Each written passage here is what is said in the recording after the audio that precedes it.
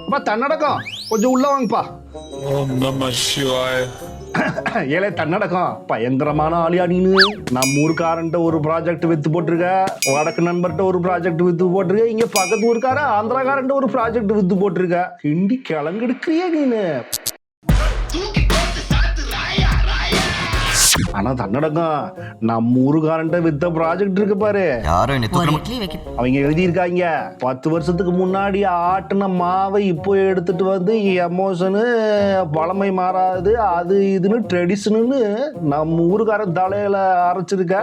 முதல்ல கொஞ்சம் பேரு தான் பார்த்து வாங்கி இருக்காங்க, அதுக்கப்புறம் போட்டு கிழிச்சிருக்காங்க இந்த ப்ராஜெக்ட.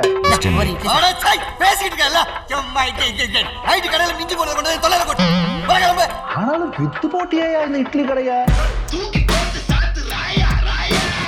10 பேர் வந்து சாப்பிட்டு போற இட்லி கடைக்கு இம்புட்டு அக்க போறா. என்ன தன்னடக்கம் இது?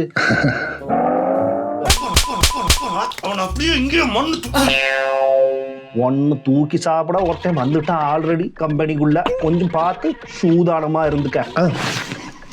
இந்த ஃபைட்டோட ரிசல்ட் என்னன்னா ஒரு இட்லி கடை தரசாயிடுச்சு. நன்றி சார்.